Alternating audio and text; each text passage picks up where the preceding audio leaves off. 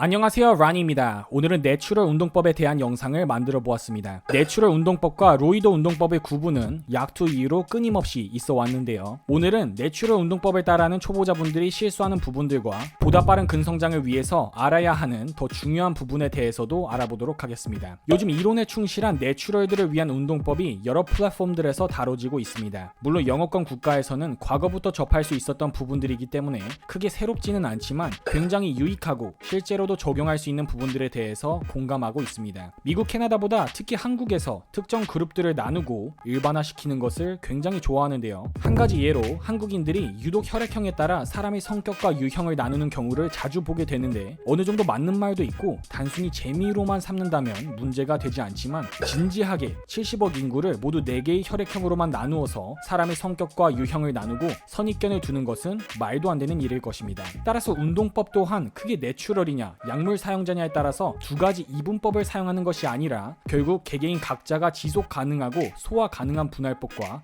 트레이닝 방법을 찾는 것이 더 중요하다는 것입니다. 흔히 내추럴 운동법을 이야기하면 고중량 복합관절 위주로 적은 세트수와 낮은 분할수로 진행해야 한다고 하는데 여기서 운동에 대한 정확한 이해가 없는 헬린이 분들이 하는 가장 큰 실수 3가지는 첫 번째로 자신이 컨트롤하지도 못하는 고중량을 다루다가 두 번째로 콜티솔 호르몬 분비는커녕 근성장을 위한 충분한 부하가 들어가기도 전에 운동을 끝내버리는 경우를 많이 볼 수 있습니다.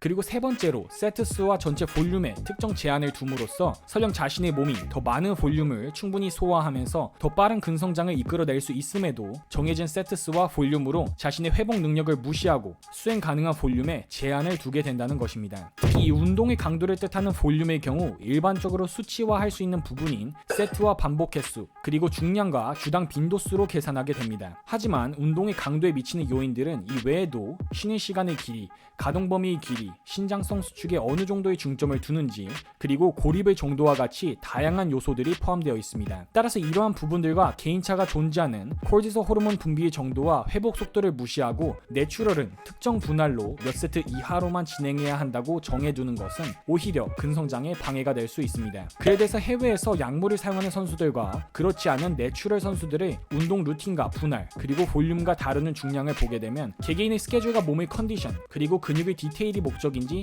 전체적인 근매스와 근력의 증가가 목적인지와 같은 여러가지 요소들에 따라서 2분할에서 5분할까지 다양하게 사용하며 세트수와 중량 그리고 종목의 비중 또한 달라지게 됩니다. 내추럴 운동법이라 불리는 방법에서 참고해서 사용할 수 있는 부분들은 적용하되 복합관절 운동을 위주로 고중량을 진행할지 볼륨 위주의 훈련을 진행할지와 같은 요소들은 자신의 디테일한 목적과 신체 상황에 따라서 달라져야 한다는 것입니다. 많은 분들이 내추럴은 펌핑감에 속아서는 안 된다는 말을 들어보신 적이 있으실 것이라 생각합니다. 이 말의 핵심은 펌핑감을 쫓아 자신이 회복하지 못하는 정도의 세트수와 반복 횟수를 진행하지 말라는 뜻이지만 초보자분들 중에서 이를 잘못 이해하시는 분들이 계신 것 같아 이 부분 또한 간단하게 짚고 넘어가도록 하겠습니다. 보디빌딩의 관점에서 펌핑은 여러 생리학자들에 의해서 논문에서 다뤄진 것처럼 펌핑감을 최대치로 끌어내었을 때 근원섬유와 근형질의 비대를 끌어내면서 주변 모세 혈관의 발달에도 도움이 되고 최대 20에서 25%까지 더 많은 근성장이 가능해진다고 말합니다. 그에 대해서 보디빌딩 대회를 나가시는 분들이라면 우리 몸이 최대치의 펌핑을 끌어내고 그 펌핑을 오랫동안 유지할 수 있는 능력을 이끌어내는 것이 얼마나 중요한지 아실 것입니다. 보디빌딩 대회는 결국 누가 근육이 더 크고 아름답냐의 싸움이지만 누가 펌핑을 더 잘 받고 오랫동안 지속 가능한지 또한 굉장히 중요한 부분이기 때문입니다. 따라서 보디빌딩 대회를 준비하시는 분들은 평소에도 자신의 몸이 최대치의 펌핑감을 끌어낼 수 있도록 그에 맞는 훈련을 진행하는 것 또한 굉장히 중요한 부분입니다. 어떤 트레이너가 자신의 회원들 각각의 신체 상황과 주 며칠 운동이 가능한지 그리고 하루 몇 시간까지 운동이 가능한지와 같은 여러 요소들을 전혀 고려하지 않고